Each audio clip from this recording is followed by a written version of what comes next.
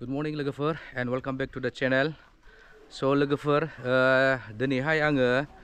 आंनि first day आरोना स्कुलाव आं first day फैदों मानो होनबा आङो गभर्नमेन्ट जब मोनबाय आं LP स्कुलाव मोनबाय आरोना दा आंनि लाइफनि निउ जार्नि स' दिनैहाय आङो फार्स्ट आगान होफैबाय दिनैनि डेटआ जाबाय 28 आगस्ट 2014 आरोना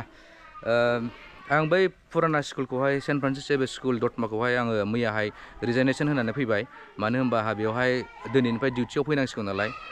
इसोरनि अननायावहाय मोनबाय नेयैनो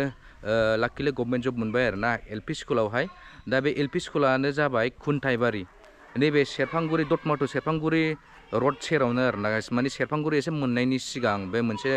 जायगा दं खुन्थाइबारि होननाय बे खुन्थाइबारियावहाय आङो दा दिनैहाय फैनानै आं माने जइन जाफैबाय आरो जइनखौथ' आं दाख्लैनो जादों ओमफ्राय दिनैहाय आं फार्स्ट डे स्कुलावहाय फार्स्ट डे आं माने फैबाय आरोना नायसै माबायदि फोरोंलांनो हायो दा आंनि दायथ' जाबाय आंनि बिबान जाबाय दा उन्दैफोरखौहाय फोरोंलांनांगौ बा बर' बिजोंखौहाय फोथांलांनांगौ आंनि दायथ' जाबाय आरोना जोंनि दायथ' दा नायसै इसोरनि अननायावहाय स्टुडेन्टफोरखौहाय मोजाङै मोजां सोलोंथाइ होनो हाथों आं बेखौनो आर'ज गाबो आरो आं बिमा बिफा आरो आं जायफोर आंखौहाय सापर्ट खालामदों दा बिसिम लेभेलाव आङो सौफैनो हादों जाय आंखौ सापर्ट खालामबोदों बिसोरनि थाखाय आङो जोबोद साबायखर जासिहरो थ' लोगोफोर नायलांदो आङो एसे इन्ट्रडिउस खालामनानै होनोसै माने उन्दैफोरखौ नायसै आरोना माबादि स्कुलाथ' नैबेनो न'आथ' खाथि ओमफ्राय LP स्कुलना जेन'बा गभर्नमेन्ट स्कुलावथ' बिदि जायो जोंना आं एफा गिदिर स्कुलावहाय मावबोदों आरोना ओमफ्राय जोंना बेयाव जेनेबा स्टाफआबो बुरजा ओमफ्राय जेनेबा स्टुडेन्टफ्राबो बुरजा बिदिनो प्रग्राम जालाबाय थायोना दा गोसोखौहाय दिनै एसे बोरैबा मोनगोन आरोना आं बोरैबा मोनदों माने हरैहाय जोंना मिला मिसा जायोमोन माने रायलायनाय मानाय मिलायोमोन आरो ओमफ्राय दाथ' बेवहाय आंजोंहाय साथाम जाबाय आरोना माने मास्टारबो दं ओमफ्राय बायद' दङ हेड टिचार दङ ओमफ्राय सासे दङ आरोना दा जों साथाम जाबाय आरोना ओमफ्राय स्टुडेन्टफोराबो बेसे बुरजा दंथाय नायनोसै बेनो जाबाय नै स्कुला हेल' मा नाम नोंसिना नोंना मा नाममोनलाय अनामिका बसुमतारी कारेन्ट गैया नामा नोंना हिरा नों मा थाखोआव नोंहा थाखो 4 नोंहालाय नोंहाबो 4 नोंहा मा नाममोनलाय नोंना मा नाममोनलाय उनफुं क्लासा 4 नानिना थुनुजा बर' बेहा थाखोसे नामा थाखोथाम बावसो आयौ नोंहाबो बुमराज नार्जारि ओमफ्राय थाखोआ थाखो 4 थाखो 4 माखासेया फैयाखै माथो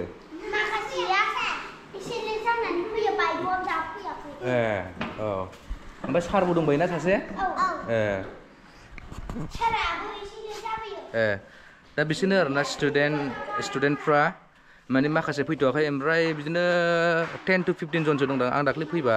बिदिनो 7 जन 8 जनसो दंमोन आरोना दा नायसै दिनैहाय फार्स्ट एक्सपिरियेन्सखौ लानोसै नोंथांमोनजों दा आं शेयार खालामगोन आंनि फार्स्ट डे अफ स्कुला गभर्नमेन्ट स्कुलावहाय आंनि फार्स्ट डेआव माबादि एक्सपिरियेन्स मोनो आं नोंसोरनो दा खिन्थागोन आरोना जोंनाथ' बेवहाय बिराद बुरजा मोनसे क्लासावहाय बिदिनो 30 अबेबाना 30+ बिदिमोन आरोना ओमफ्राय थेवबो आं बेवहाय अलमस्ट 3 इयार्सखौनो जाबाय आङो मावबोनाया ओमफ्राय दा एबारनिफ्राय सारा जिबन माने बेयावनो मावबाय थानांसिगोन आरोना दा नायसै लाइफआ माबादि सोलिलांबाय थायो दा बे आंनि मोनसे गिदिर साक्सेस आरो जेनेबा थांनानै थानो थाखायथ' बयहाबो माबा मोनसे साख्रि बा बाख्रि नांगौ जोंथ' बिजनेसबो खालामनानै जानो हाया दा इसोरनि अननायावहाय स्कुलावहाय जयनिं जाबाय बा जेनेबा गभर्नमेन्ट साख्रि मोनबाय बेनो जथेस्थ' आरोना स' नोंथांमोना आंखौ सापर्ट खालाम आरो नायनोसै लोगोफोर स्कुलाथ' लांदां नै बिफां लाइफां बारा गैया सान्दुं जायो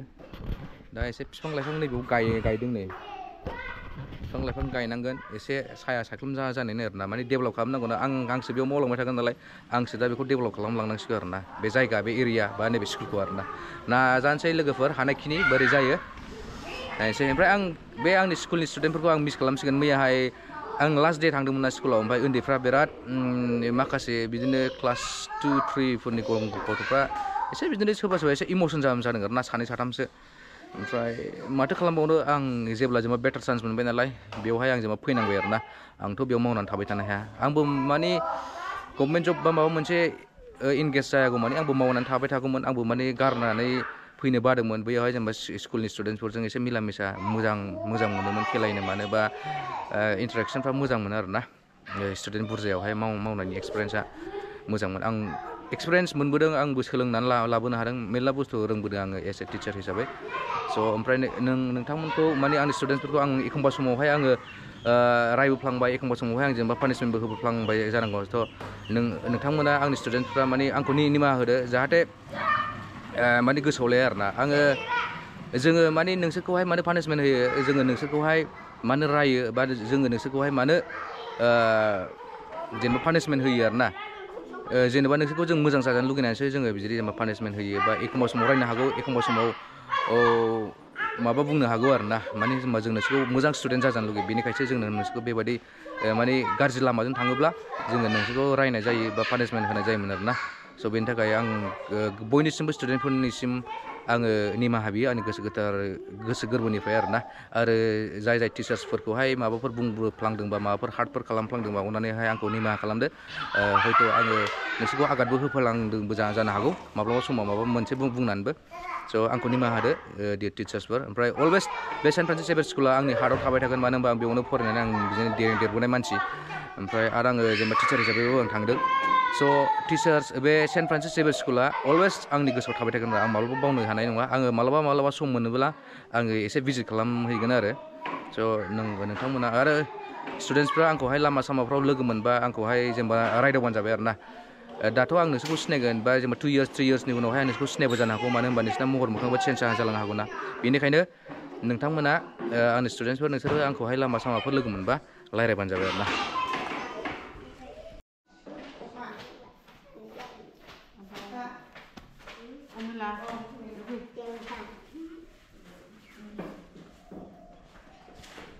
Karena saya kenapa? Kan saya.